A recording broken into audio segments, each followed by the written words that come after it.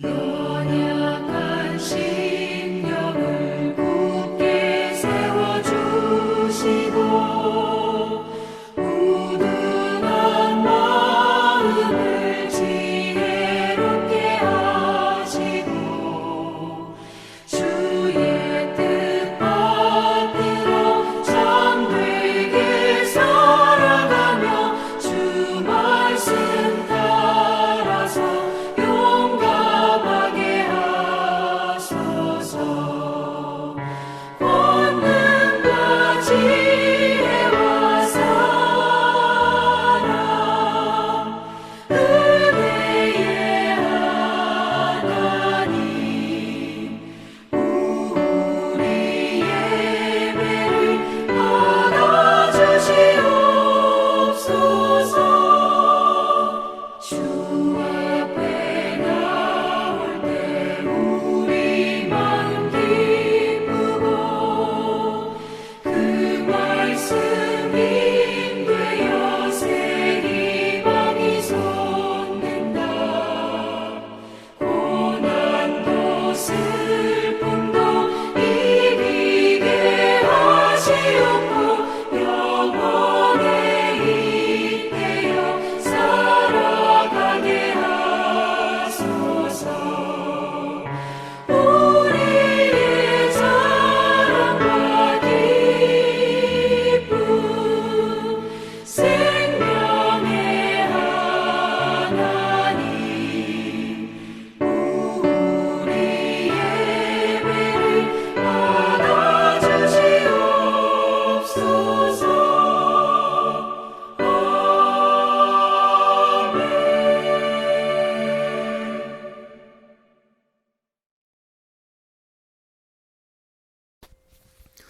화요일 새벽기도 나오신 성도님들을 예수님의 이름으로 환영하고 축복합니다.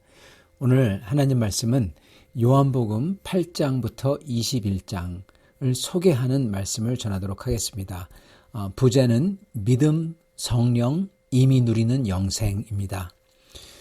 앞으로 저희가 한동안 이제 요한복음을 8장부터 끝까지 저희가 같이 살펴보고자 합니다. 저희가 전에는 요한복음 1장부터 8장 중간까지 같이 살펴봤고요. 그리고 또한 이 고난주간 기간에는 우리 요한복음을 이 끝에를 저희가 18장부터 또한 살펴봤습니다. 그래서 요한복음 이제 8장부터 중간서부터 요한복음 이 18장하고 그리고 21장까지 저희가 같이 살펴보고자 합니다. 이제 예수님의 구원 사역이 막바지로 접어들었습니다. 예수님은 제자들을 사랑으로 양육하셨지만 한편으론 가룟 유다가 자기를 배신할 것을 아시기 때문에 괴로움도 아마 깊으셨을 겁니다. 그렇지만 예수님은 세상에 있는 자기 사람들, 제자들을 끝까지 사랑하십니다. 유다의 배신도 베드로의 부인함도 주님의 사랑을 멈추게 하지 못합니다. 그래서 예수님은 제자들이 모두 떠나가는 모습을 보시면서도 묵묵히 십자가를 향해서 앞으로 나가시죠. 이렇게 자기 목숨을 버리시면서 사랑을 보이신 예수님께서 우리를 친구라고 부르십니다. 그러시면서 우리에게 이미 이 땅에서부터 주님의 영생을 주셨다고 요한복음은 누누이 강조합니다. 그 어떤 복음서보다도 요한복음은 이미 누리는 영생, 이미 주 예수 안에서 누리는 영생을 강조하세요. 그러시면서 세 가지를 강조하시는데 첫째는 믿음이고요. 두 번째는 성령이고 그리고 믿음과 성령을 통해서 저희가 주 예수 안에서 지금 영원한 생명을 이미 가지고 누리고 있다고 분명하게 가르쳐 주십니다. 이것을 저희가 제대로 알아야지 요한복음의 이 마지막 부분을 저희가 제대로 또한 이해하며 주님의 말씀을 알아들을 수가 있습니다. 먼저 믿음입니다. 요한복음에서는 헬라어 성경을 기준으로 이 믿다라는 단어가요, 이 98번 나옵니다. 공관복음, 즉 마태, 마가, 누가복음을 다 합쳐도 이 믿음이라는 단어, 믿다라는 단어가 34번 등장해요. 근데 이 요한복음에만 이거의 3배가 거진 나오는 것입니다. 그래서 요한이 얼마나 믿음을 강조하는지 저희가 짐작할 수 있습니다. 이거는 그 당시 상황하고도 연결이 되어 있어요. 1세기 말로 접어들자 이제 12사도들처럼 예수님을 직접 봤던, 목격했던 1세대 제자들은 다 거의 남지 않고 디모데처럼 1세대 제자들의 증언을 듣고 믿게 된 2세대 제자들 또한 세상을 다 떠나게 됩니다. 교회는 이제 오직 기록된 말씀에 근거한 그 가르침을 통해서 예수님을 믿어야 된 거죠. 일반적으로는요, 보지 못하고 믿는 그 일이 보고 믿는 것보다 더 어렵습니다. 왜냐하면 확실한 증거를 봐야 믿을 수 있다라는 생각이 있기 때문에 그렇죠. 실제로 예수님 때도 유대인들은 주님이 행하시는 표적을 보고 믿었고요. 대부분. 어떤 때는 그걸 보면서도 더 큰 표적, 진짜 메시아다운 표적을, 더 큰 표적을 보여달라고 계속 졸랐습니다. 그리고 심지어 예수님의 제자였던 도마도 이렇게 얘기했어요. 내가 그의 손에 못자국을 보며 내가 손가락을 그 못자국에 넣으며 내 손을 그 옆구리에 넣어보지 않고는 믿지 아니하겠노라. 이렇게 요한복음 20장 25절에 예수님이 부활하셨다고 하니까 그렇게 얘기했어요. 내가 직접 손을 넣어보지 않고는 내가 못 믿겠다. 여러분, 사람들은 전부 다 이렇게 봐야지, 자기가 직접 보고 눈으로 봐야지만 믿겠다 이렇게 얘기합니다. 그런데요, 재미난 건요, 믿음은 본다고 생기지 않는다는 것입니다. 믿음은 본다고 생기는 것이 아니에요. 그렇게 예수님의 기적을 제일 많이 봤던 사람이 제자들 외에 누가 제일 많이 봤나요? 바리새인들입니다. 네. 근데 그들은 끝까지 안 믿고 예수님을 죽이려고 했죠. 군중들도 예수님을 보고도 믿지 않았고요. 예수님이 행하시는 것을 본 사람들도 주님을 믿지 않았습니다. 사실은 믿지 못하는 것, 그리고 믿지 않는 것, 이 불신이죠. 이게 바로 하나님이 인류의 죄악에 대한 심판의 결과예요. 하나님의 심판의 결과라는 것입니다. 그렇기 때문에 사람이 자기 힘으로 주님을 믿을 수 없는 것입니다. 하나님이 도우시기 이전에는요. 그래서 우리는 내가 볼 수 있도록 확실한 증거를 보여주면 내가 믿겠다. 그러한 말을 그쳐야 됩니다. 왜냐하면 우리가 봐도 못 믿거든요. 봐도 저희는 믿기를 거부한다는 것입니다. 저희는 그렇기 때문에 그러한 주장을 그치고 어떻게 고백해야 되느냐. 주님, 나는 볼 수도 없고 믿을 수도 없으니 불쌍히 여겨 주옵소서 하고 고백해야 되는 것입니다. 주님께서는 이렇게 말하셨습니다. 너희가 맹인이 되었더라면 죄가 없으려니와 그러나 너희가 본다고 하니 너희 죄가 그대로 있느니라. 아멘. 요한복음 9장 41절입니다. 그렇게 말씀하셨어요. 그렇기 때문에 사람은 믿음으로써 구원을 얻지만 사람은 보는 것으로서 믿음이 생기지 않는다는 것입니다. 롯도 눈을 들어서 봤을 때 가장 아름다운 땅을 보고 갔습니다. 근데 거기가 소돔과 고모라였어요. 예, 바로 불덩이 속으로 들어간 거죠. 이처럼 인간의 보는 것으로서, 인간의 힘과 노력으로서 믿음을 얻을 수 있는 게 아니라는 겁니다. 그렇기 때문에 사도 요한께서는 지금 현재 3세대 제자들, 이제 3세대에는 외부의 극심한 박해와 그리고 이단들의 미혹이 엄청나게 있습니다. 여기에 놓여져 있는 제자들에게 주님을 직접 볼 수 없어도 하나님의 말씀, 이 말씀을 듣고 믿는 것이 더 귀하다고 하시는 것입니다. 어떤 박해나 이단의 유혹도 그런 이들을 오히려 결코 흔들 수 없다는 거예요. 봐서 믿은 사람보다도 오히려 주님의 말씀을 듣고 믿은 사람이, 그래서 주님을 만나 성령을 경험한 사람이 흔들리지 않는다는 것입니다. 그들이 비록 예수님을 보지 못했지만 주님의 하나님이심을 믿는다는 것입니다. 그리고 이렇게 보지 못해도 믿는다라는 사실의 가치를 주님께서는 이렇게 평가하세요. 요한복음 20장 29절 말씀입니다. 너는 나를 본고로 믿느냐? 보지 못하고 믿는 자들은 복되도다. 아멘. 더 복되다고 하시는 것입니다.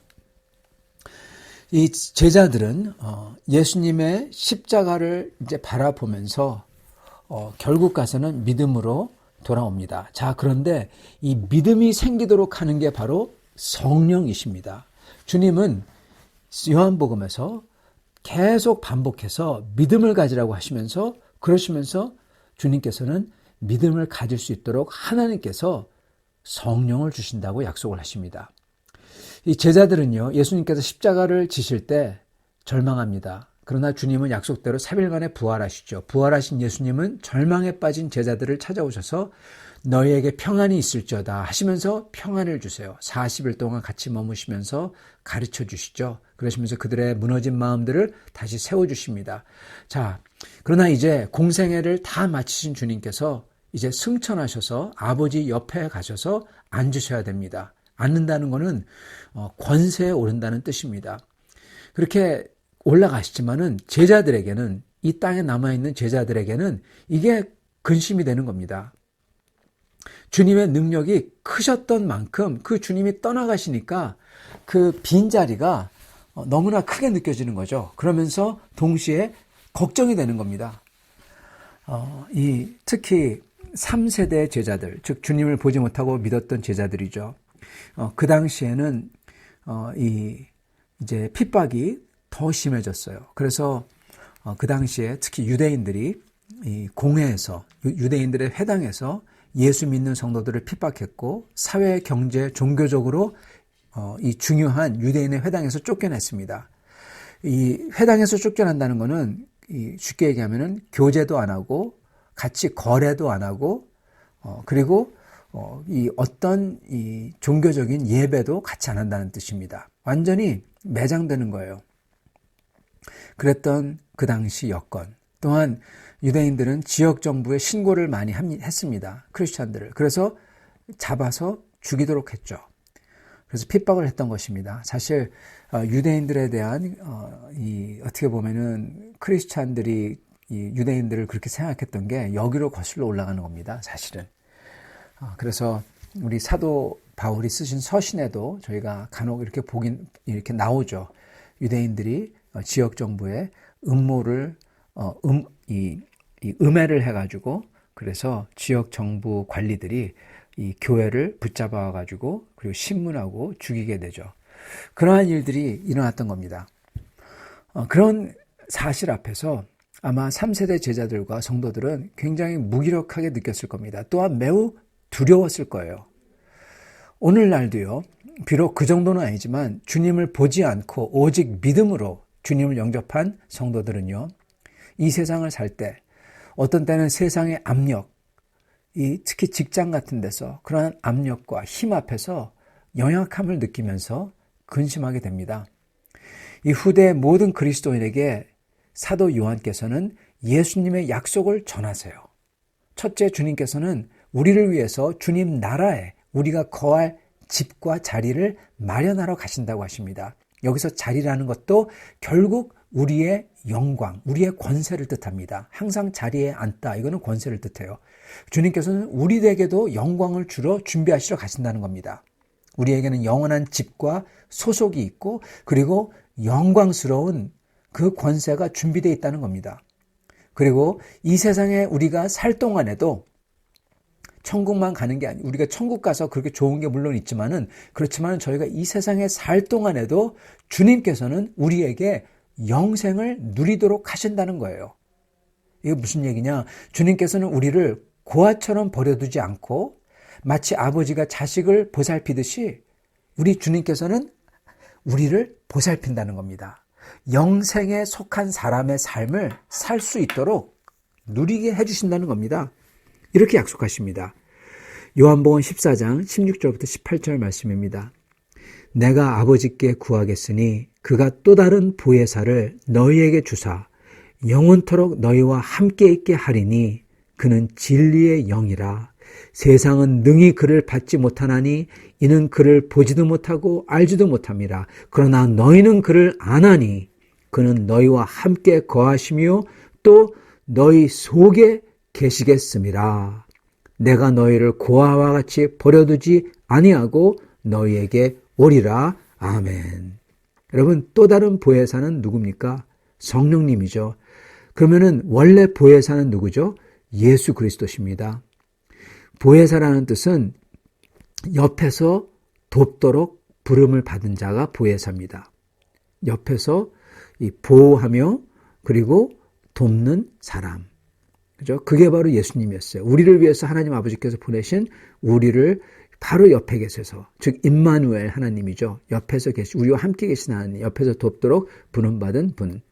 근데 그분이 승천하시니까 또 다른 보혜사를 너에게 주사, 바로 성령 하나님이죠. 그래서 그분이 영원히 우리와 함께 있고, 그리고 세상은 모르지만은 우리는 그분을 안대요. 그리고 우리와 함께 거하시고 또 우리 속에 계신대요.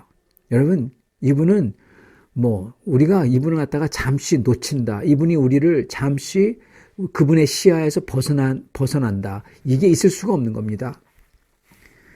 주님은 예수님의 영이시며 아버지의 영.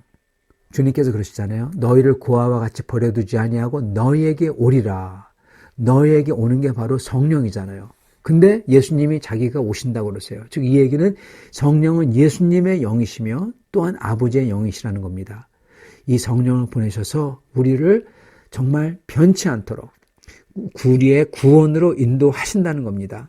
우리의 구원으로 인도하실 때 주님께서는 우리와 함께 계시는 거예요. 그렇기 때문에 저희는 영생을 지금부터 누린다는 것입니다. 하나님이 우리 속에 계시잖아요. 그래서 성령에 의해 시작된 믿음은 우리가 예수님의 말씀을 기억하고 그리고 주님 앞에 나아갈 때 그 믿음이 자라는 것입니다.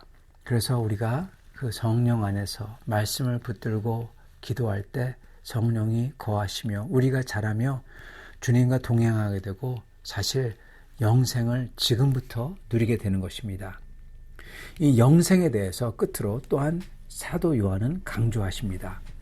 사도 요한께서는 예수님께서 영원한 생명에 대해서 하신 여러 말씀을 전하시는데 여기서 몇 가지 중요한 내용들을 정리해 볼 수 있어요.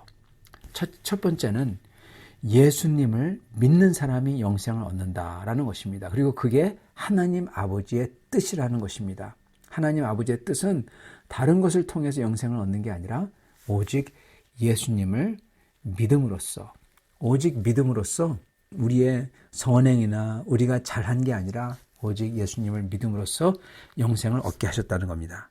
두 번째는 예수님은 믿음의 대상일 뿐만 아니라 예수님은 영생을 주는 생명의 주님이라고 하십니다. 예수님 자신이 생명을 주신대요.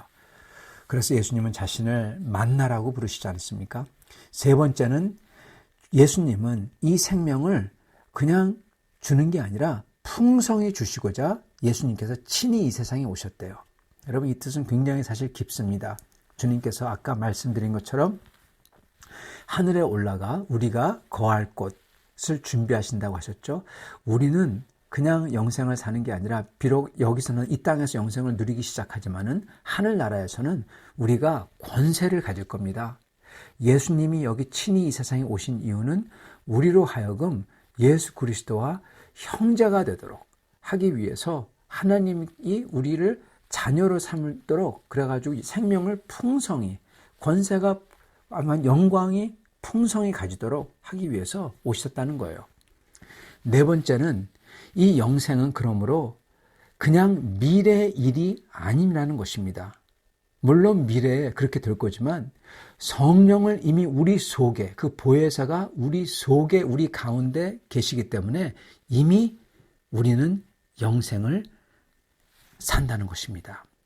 다섯 번째는요, 이 영생은 하나님 아버지와 예수 그리스도를 아는 것이라고 하십니다.